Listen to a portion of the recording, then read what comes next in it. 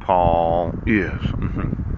I was looking at this restraining order, an order issued by a court without notice to the opposing party, usually granted temporarily to restrain him or her until the court decides whether an injunction should be ordered. In actuality, a restraining order is a form of an injunction. Oh, the injunction. And then there's restitution, the act of restoring something to its owner, the act of making good. Oh, oh my gosh. And then there's the respondent, a person who answers for or is a security for another. In equity, the person who answers a pleading or other bill, a person against whom an appeal is brought. Pooch.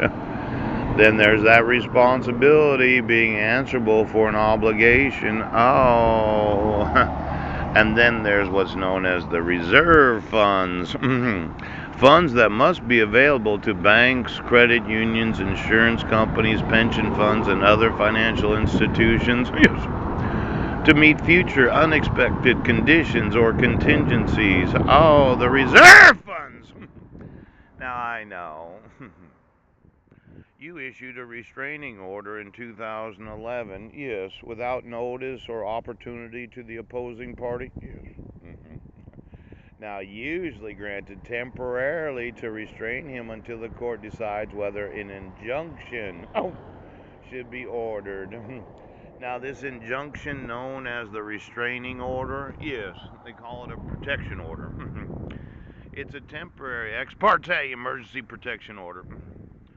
Now, I haven't gone through all of the governing laws in the United Nations that involve the use of protection orders, but I did read some of that last night when I was getting ready to sleep on the floor.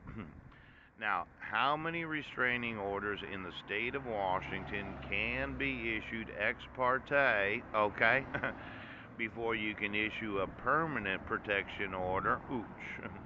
I'm thinking that you can issue one emergency with the caveat of having to make sure that the individual receives notice and opportunity to be heard before you issue the permanent order.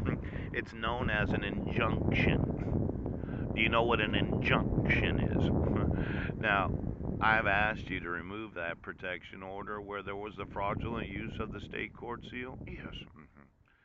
Where there was a forgery of the ex officio superior court clerk. Yes. Where there was no signature of the petitioner, and quite possibly the ex parte party that motioned the court on June 1st of 2015 wasn't the actual petitioner. Yes. Now, of all these injunctions, how many of them can be permanently issued for 10 fucking years?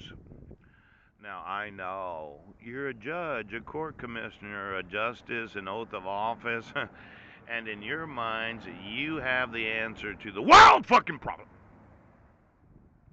But in my mind, you don't understand genius. Now, you are going to have to remove that protection order. It happens to violate the family laws of the United Nations. Now, when we had issued that marriage certificate from the United Nations, they have certain regulations that make it a crime to not give the father of the 5 sons any notice or opportunity. And then there was that wrongful execution of service where it wasn't the sheriff in the Sequim Public Library. And then there was the attempt of service of somebody else after you had served me. Yes. And then there was the actual service to who on August 27th of 2015. Now, I have documented that I haven't committed any crimes, but you refuse to acknowledge the actual requirements of the state of Washington, of every state. Yes.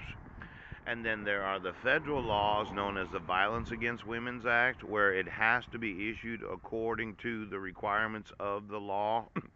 You have to have personal and subject matter jurisdiction, and if it wasn't the ex parte party known as Heidi Budnick, yes, that had instituted the court hearing, you have committed a grievous crime against this nation, chooch, every state, and the conventions of the United Nations.